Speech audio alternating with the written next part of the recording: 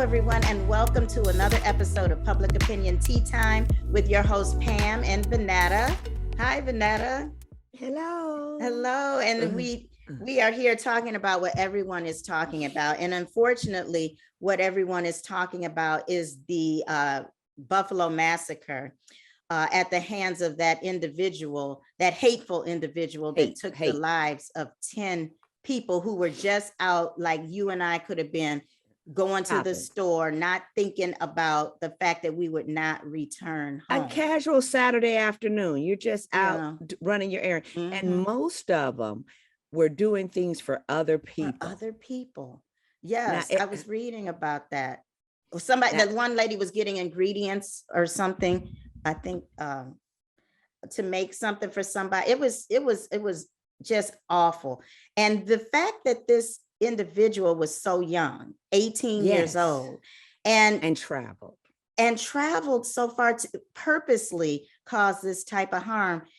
I wonder, how do you get to be just 18 and be filled with such hatred? And then they said, when they found this manifesto that he had written, and then they claimed that he said he was bored during the pandemic. But I mean, when you're bored, a lot of people were bored during the pandemic, but they weren't thinking about killing people. I was bored. I turned to painting, but I wasn't painting pictures of killing people. I took up my balloon art. I mean, you could have used just that time creatively. Of course you were bored, but all of the world was. It wasn't you were a singular person. Exactly. In that circumstance. So I don't buy any of that. And no, there is, go back in his history, go back in that family. And I hate to put things on a family because there are things that my children do that were not okay in my home, but there's somewhere this man learned to hate. Yes. You are born innocent. And that's the same thing I said. The first thing that came to my mind, especially because he was so young, yes, he is grown, but you still automatically think, what type of family did he come from? Did his parents espouse these beliefs? Because they said he was in this manifesto that he had been radicalized in that whole replacement theory, which is so ridiculous, about the fact that, Jewish people, along with Democratic elite political people, I think we're that trying to replace white people with people of color. It's crazy. I think that all stems from that female vice president opportunity, Sarah Palin. I think it all stems from that. I really do. Sarah Palin? I believe that Tea Party, that all of that is another a code word for racist hate organization. Yeah, I mean it's a lot, and a it's modernized Klan. Well, yeah, but to the mindset is to get rid of, I guess, the minority so that they cannot become the majority. But like I said, and they also said that last year he was on a 72-hour hold or something for saying that he was going to do murder-suicide, but nothing ever became of it. And then he still ended up being able to get a gun, or have a gun. Now what, you could go get a gun. And they said he had staked that grocery store out before. This was not, I mean, he calculated, he had intention on going down the street and shooting other people. I mean, he was just horrible person. And he just wanted to spread as much pain as possible.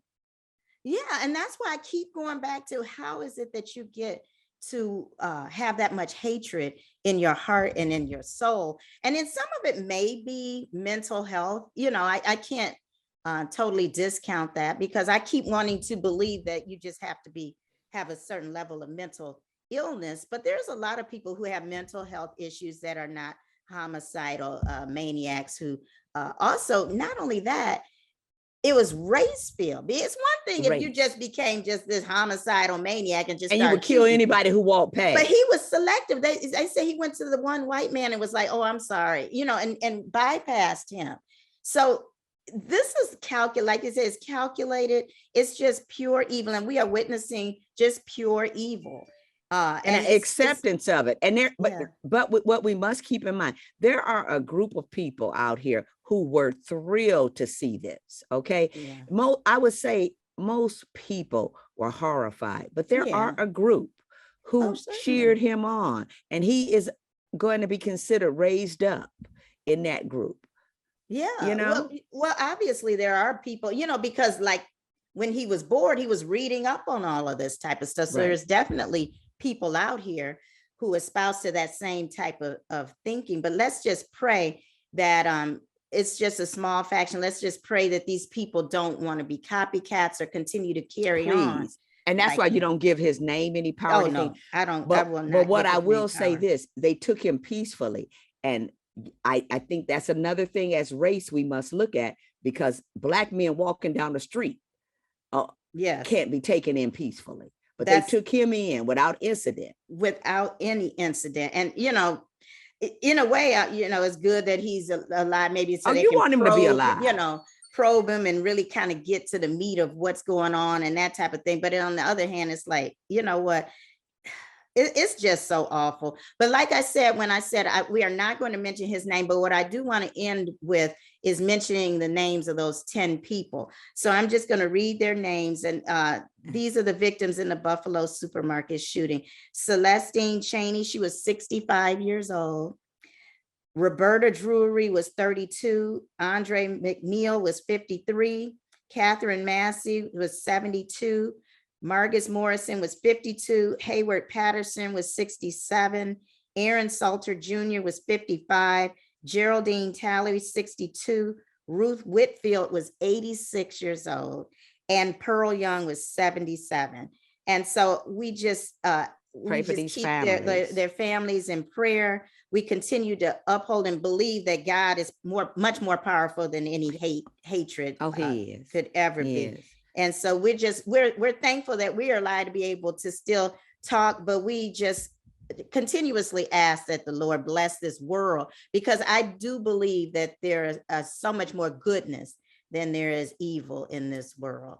So until next time, thank you so much for watching us. We'll see you for another episode of Public Opinion Tea Time. Bye-bye. Goodbye.